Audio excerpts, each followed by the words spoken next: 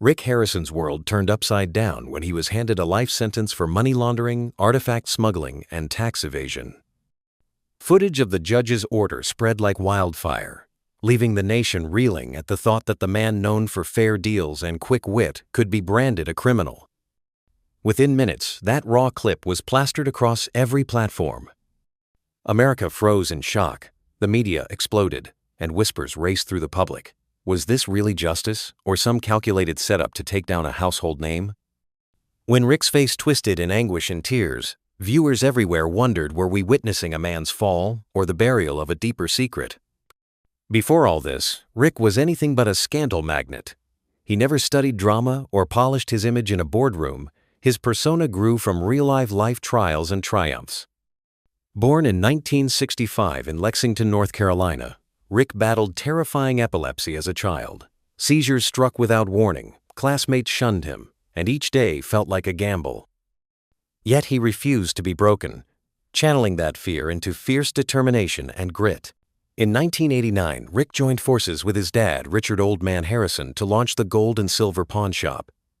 With almost no money, their goal was daring: turn a business mocked for scams into a cultural hub where every item told a story and every handshake mattered. In 2009, the History Channel took a chance on a reality show filmed in their shop, and nobody saw the jackpot coming. Pawn Stars smashed expectations, blending historical treasure hunts with family banter, humor, and real-world business savvy.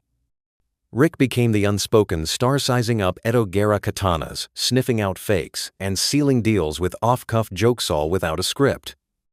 To viewers, Rick was the poster child for practical genius. He wasn't a flashy celebrity, he was approachable, witty, and genuine. His sarcastic humor, firm handshakes, and unbreakable bond with his father made fans trust him almost unconditionally. Pawn Stars stood out in a sea of fake drama, offering slow-burn storytelling that felt deeply human.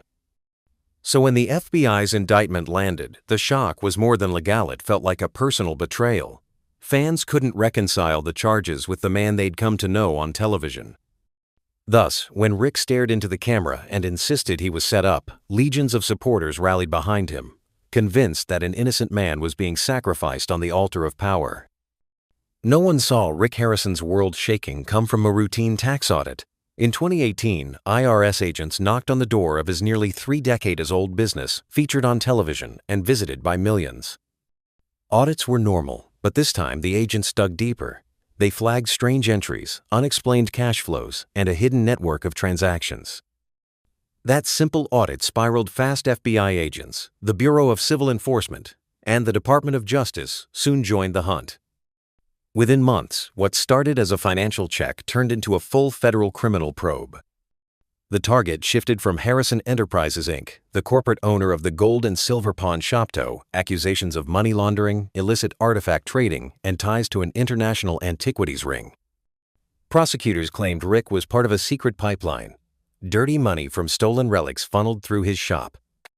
These items ranged from ancient Greek coins and Egyptian statues to 17th-century European paintings and rare tribal artifacts. Some came through shady middlemen, others traced back to museum thefts or illegal digs. What made this a global scandal was the cross-border link to shell companies in Malta, Panama, and Switzerland. Wealthy collectors and organized crime groups allegedly hid behind those entities, turning priceless relics into cash machines in the shadows of the art world. Meanwhile, authorities seized internal records, decrypted emails, bank statements, and sworn accounts from ex-U employees, pointing to wads of cash flowing in and out through artifact sales. Rick was accused of either masterminding or knowingly allowing this scheme inside his own shop. At first, Rick's camp fought back with a single line: "We operate transparently, legally, and within industry regulations." Yet that brief defense only fueled rumors. Fans of Pawn Stars held onto Rick's clean-cut image, but the media painted a darker picture: Rick as the mastermind of a profit-driven cultural manipulation. Soon, public opinion fractured.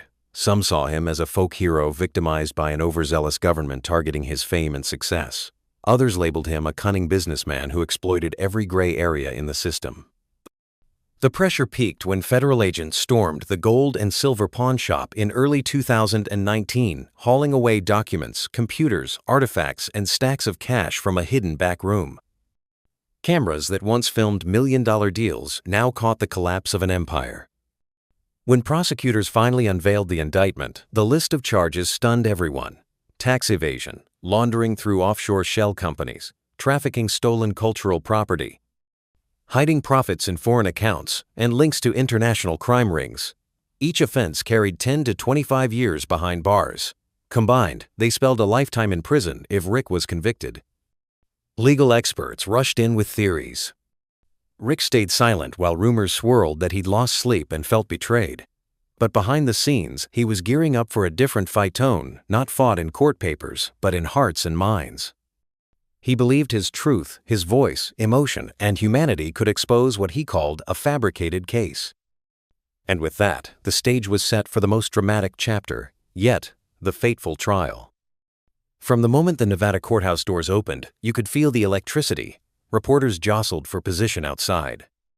Supporters waved homemade signs while skeptics clutched copies of the indictment like talismans of truth. Inside, every seat was taken, friends, foes, and curious onlookers, all eager to witness Rick Harrison's final bow. Rick sat at the defense table, exhaustion etched into the lines of his face, yet he held himself like a warrior ready for battle. 2 years of scrutiny, 6 months of witness statements, and endless courtroom dramas had led to this climax. What would Rick say to the world, and could he sway the judge's heart? In those final hours, the battle wasn't over dusty ledgers or cryptic bank transfers. It was a fight for Rick's very soul. His attorney, a legend in high-stakes trials, did something unexpected. He didn't attack the evidence head-on. Instead, he built a portrait of Rick's life, from childhood struggles with epilepsy to decades of honest deal-making. "Don't convict a man for being a pawn caught in a bigger game," he pleaded. "Convict only if you can prove he masterminded this plot." But the real thunderbolt came when Rick rose to speak. Gripping a crumpled sheet of paper, he met the judge's steely gaze and declared with raw intensity, "I am not here to beg for mercy. I am here to speak the truth, whether it saves me or not." A hush fell over the room. Rick's voice cracked but never faltered as he shouted, "I was set up. This is a conspiracy, not because I committed a crime, but because I shone too brightly and refused to bow to the dark forces lurking behind this industry." He scanned the courtroom, locking eyes with his tear-streaked wife before finding his son's hand for strength. Then, with unyielding conviction, he tore into the heart of his case. "I built this legacy with my own 2 hands. I taught millions that history lives in coins, swords, and maps, yet now I'm branded a criminal. Not for what I sold, but for what I refused to give up my integrity." Silence thundered in his wake as Rick paused, every heartbeat amplified. The judge retreated to chambers, and when she returned only minutes later, the words cut like steel: "Life without parole." The verdict cited grave harm and said there was no doubt Rick had played a knowing role in the scheme. Yet Rick did not crumble. Cameras caught him standing tall, straightening his jacket, and embracing his son's sorrowful sobs, only a defiant glare. Within 48 hours, his courtroom speech exploded online, drawing over 50 million views. Supporters rallied with hashtags like #JusticeForRick, while opponents warned against emotional theatrics. Experts dissected every moment. Body language gurus pointed to his unwavering eye contact, adrenaline, a charged voice, and clenched fists as proof of controlled outrage. Linguists highlighted key phrases set up: conspiracy, legacy, as deliberate cues to tug heartstrings and seed doubt. Whether he was a wronged hero or a master manipulator, Rick had done one thing undeniably: he forced the nation to debate the truth. As the echoes of that trial fade, one thing is clear: Rick Harrison's courtroom crescendo wasn't just about a man, and his crimes. It was a spectacle that laid bare the clash between emotion and evidence. Now, the question that lingers is this: when the final gavel falls on our own judgments, will we side with tears or trust in facts? The moment Rick Harrison's "I was set up" clip went viral, whispers became roars. Conspiracy theories long, the shadowy aftertaste of high-profile trials, exploded into the spotlight. In Rick's case, these aren't idle rumors, but carefully woven tales built on fragments of truth, stitched together into a chilling narrative. The first theory claims Rick refused to sell Pawn Stars to a major media giant, triggering an image eradication campaign. Around 2021, producers allegedly pitched global expansion Asian markets, merchandise lines, and product tie-ins galore. Rick balked, insisting the show stay real, not turn into a soulless money machine. Then, conspiracy buffs say Rick's business was hit with intense tax scrutiny. Former allies vanished, the press sniffed for dirt, and boom, a perfect storm of suspicion and schadenfreude. Next comes the smuggling saga. A Reddit insider claims Rick was approached by brokers peddling artifacts from the Middle East, Eastern Europe, and North Africa, treasures dripping with legal peril. They wanted to use his pawn shop as a laundering front. Rick, steeped in antiquities law, reportedly refused to be their pawn. From that moment on, the story goes, he became a liability, a man who knew too much, and the only way to silence him was a legal takedown. The third theory casts Rick as a walking archive of Las Vegas's darkest deals. High-o roller antiquity, traders from casino magnates to jewelry kingpins allegedly funneled dirty money through collectible sales, with Rick unknowingly at the center. Conspiracy advocates believe Rick may have stumbled on records of covert laundering schemes. If he wouldn't stay quiet, they say, the courtroom was the cleanest way to shut him down. First, people crave heroes, not criminals. The idea that a friendly family man television star could be guilty feels impossible, so fans clutch at conspiracies to protect their faith. Second, Rick himself fueled the fire. His courtroom speech dropped buzzwords media forces. Those who want to destroy me. My refusal to bow down, phrases that echo deep state lore and signal a battle between an underdog and a hidden power. But experts warn, conspiracies grow on suspicion, not proof, and that's perilous. When a court issues a verdict but the crowd chooses to believe unverified stories, emotion overrides evidence.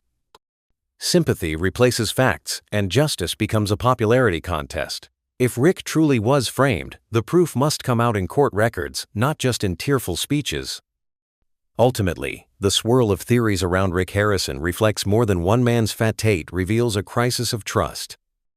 People no longer anchor their beliefs in institutions. They drift on waves of emotion, speculation, and alternative truths.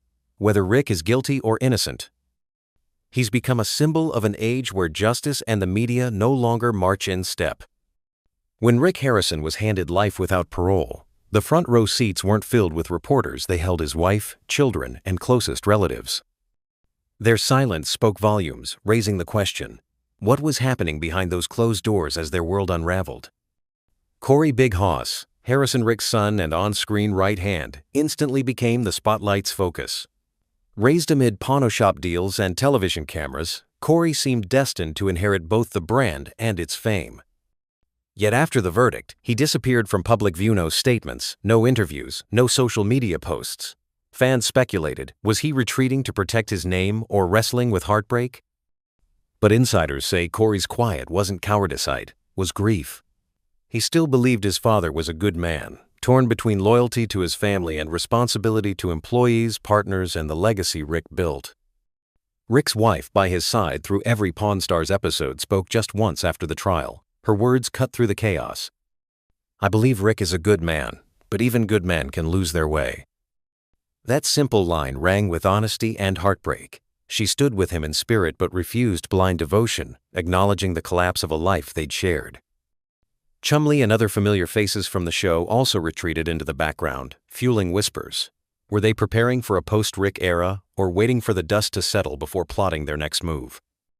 Beyond family drama, the future of the gold and silver pawn shop hung in the balance. For decades, tourists flocked not just to buy and sell, but to meet Rick, snap selfies with Corey, and step into the world of Pawn Stars. Now, with Rick's reputation in tatters, experts warned that without a swift rebrand, the iconic shop could vanish from the Las Vegas scene in just a year or two. A business so tightly woven around one man's image must either reinvent or disappear. The burning question, who will lead the transformation? Corey maybe.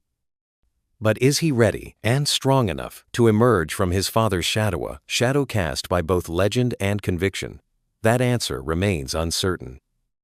One thing is clear, Rick Harrison's family stands at a crossroads, and every choice they make will shape not only their future but how history remembers them, either as the ones who carried on a proud legacy or as those who crumbled beneath its weight. When Rick Harrison's emotional outburst in court hit the web, it wasn't just a clip, it was a global spectacle. In hours, news sites, blogs, and social feeds exploded with reactions. Viewers paused streaming shows, tuned in to live streams, and flooded comment sections with shock and outrage. People questioned everything they thought they knew.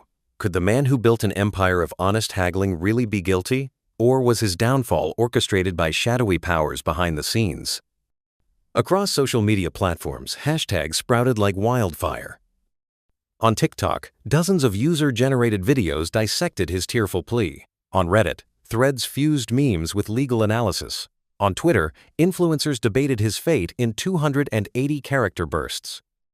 Even former Pawn Stars fans swapped funny clips for court documents. It was no longer just entertainment, it had become an emotional referendum in which everyone chose a side. Mainstream news outlets raced to dissect every frame. CNN ran segment after segment on his body language, highlighting unwavering eye contact, clenched fists, and a trembling voice as either signs of raw honesty or calculated performance. Fox News hired courtroom analysts to compare his tone with past high-profile defendants. NBC aired panels on rhetorical tactics, zeroing in on his repeated use of words like conspiracy, setup, and legacy to stoke public sympathy. Experts argued whether his plea was a spontaneous outpouring or a carefully engineered bid to sway hearts and minds. That frenzy sparked a crucial question. Should tears decide a man's fate?